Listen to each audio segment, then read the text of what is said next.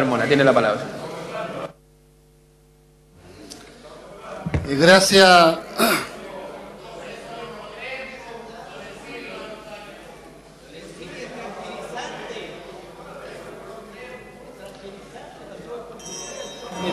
Diputado, tiene silencio en la sala, por favor, para que pueda hablar el diputado Carmona. Vamos a pedir silencio. Diputado Zafirio, Lorenzini, Santana, por favor. Diputado Carmona, tiene la palabra. Gracias, presidente. Creo que hay un dato que a la fecha no he escuchado a ningún sector político ni autoridad de gobierno desmentir. Chile tiene la peor brecha de distribución de la riqueza a nivel latinoamericano y está entre los peores a nivel mundial. Chile tiene la más profunda brecha de la desigualdad. Y la pregunta que hay en los trabajadores es ¿cuál es la razón de esa brecha, la desigualdad? ¿Y cómo se corrige esa brecha o cómo se empieza a corregir? Chile muestra un ingreso per cápita que bordea los $15.000, uno de los más altos de América Latina. Sin embargo, en la distribución de ese per cápita, el 10% más rico se lleva el 40% de esos ingresos y el 10% más pobre el 0,9%, es decir, menos del 1%. Esa es la situación de la distribución de la riqueza que tiene este país y es a quienes afecta en particular a los trabajadores.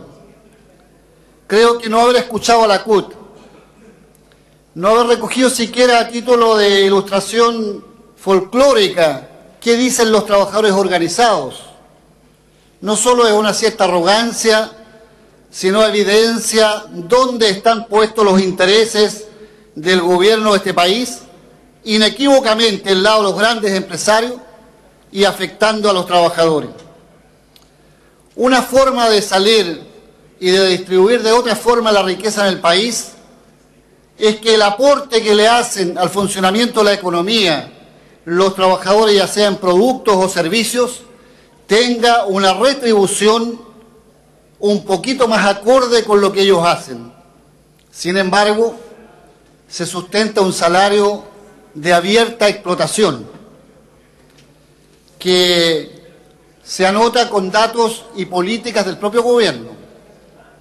Yo me pregunto, ¿por qué fue necesario tanto debate, tanta argumentación, tanta referencia valórica para justificar una cantidad de bonos y subsidios que ayudaran a las familias en condiciones más precarias o vulnerables?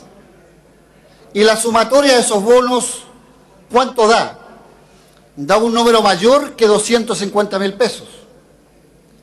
Y esas son familias que están en situación de pobreza. ¿Por qué fue necesario hacer un debate y aprobar un bono de subsidio a estas mismas familias a propósito de el alza de precio de los alimentos de 40.000 pesos? Porque se toma nota de que es un dato absolutamente inequívoco e indiscutible de que el alza de la canasta alimentaria supera casi al doble o por sobre el doble de lo que es el IPC promedio. Estamos hablando de ese sector, de proteger a esos trabajadores y alguna vez, más allá de cualquier frivolidad o sarcasmo o cosas nominales, francamente empezar a corregir y hacer un país más justo, más equitativo, más democrático, si quiere, en lo que es la distribución de la riqueza o de la economía del país. Por eso, señor presidente, me parece que es absolutamente coherente el planteamiento que hace la CUT de exigir un salario mínimo de 250.000 pesos. ¿Les parece mucho? ¿Va a quebrar el país? ¿Se va a desajustar? Yo me pregunto, ¿quién conoce una familia que viva en dignidad con un ingreso menor a 250.000 pesos, más cuando es un ingreso bruto.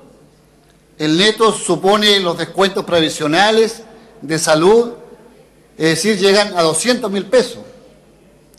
Consumen el 100% de su ingreso, es decir, ellos pagan el 100% del ingreso en impuesto al valor agregado, y significa casi otro 20% menos. Es decir, estamos hablando de números exageradamente irrisorios, que si no fuera porque hay un drama mediante, que son las familias que deben vivir con esto, francamente sería digno de otro espectáculo que no fuera un debate político serio. Creo que imaginarse incluso un reajuste sobre la base del 5%, sabiendo que lo que ellos consumen no tiene un alza del 5%. Se sabe de antemano, porque así lo han establecido otras políticas del gobierno. Es superior a eso, es sobre el 10%. Es decir, es decirle, esto es nominal, esto es referencial, como que ustedes consumieran todos los productos que están en la canasta que mide el IPC, pero en la práctica real todos sabemos que van a ganar menos, porque no van a alcanzar siquiera a proteger el poder adquisitivo que tenían antes de este debate. Creo que imaginarse un reajuste del salario mínimo que esté sobre la base no solo del IPC, pero el IPC que ellos consumen, pues yo estoy de acuerdo que haya IPC regional. Efectivamente, Atacama también necesita IPC regional, pero antes era un IPC que connote cuáles son los productos que de suyo por antemano van a consumir y qué alza han tenido esos productos. Y entonces mantenerle el poder adquisitivo para que a lo menos sigan comprando la misma cantidad de kilos de pan, para que a lo menos puedan seguir comprando la misma cantidad de legumbres, para que a lo menos puedan comprar la misma cantidad de papas, para que a lo menos puedan tomar la misma cantidad de locomoción para ir a trabajar. De lo contrario, le están cortando una parte de ese ingreso.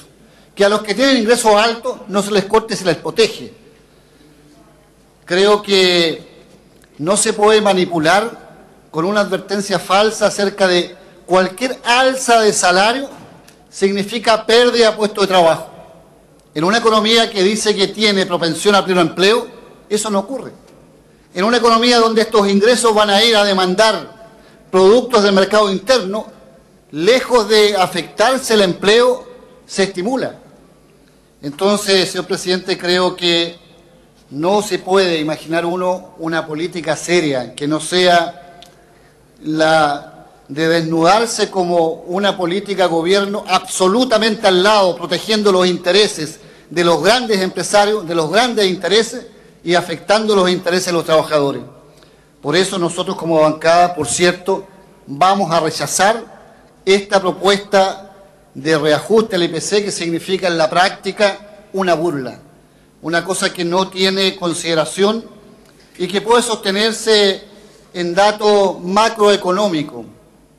Pero estamos hablando de una economía microeconómica. ¿Qué pasa con la economía doméstica de una casa que tiene que soportar datos macroeconómicos que no son responsabilidad de ellos, pues ellos trabajan?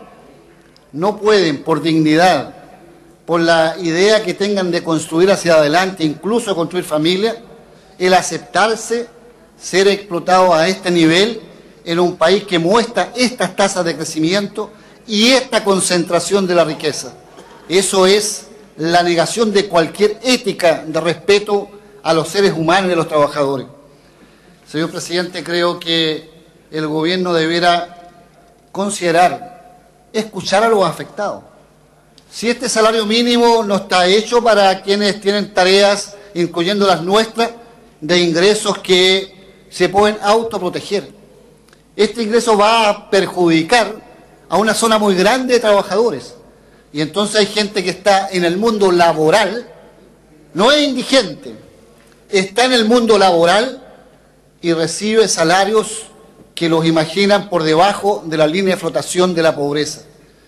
Yo no sé, yo pregunto al ministro, ¿hay un trabajador en Chile que le aporte a la economía menos de 250.000 pesos?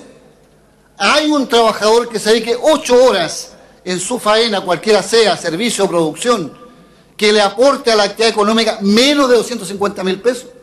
¿Y por qué entonces no se legisla haciendo alguna corrección para que efectivamente lo que tanto se promueve sea el propio trabajo el que ubique a la persona y a las familias en una condición de calidad de vida superior, mucho más civilizada y acorde a este siglo, y más en las normas de la propia OCDE, de la cual nos lucimos tanto, somos miembros, pero con los peores indicadores en el plano de la equidad, en el plano de la distribución de la riqueza, en el plano del respeto social a los trabajadores.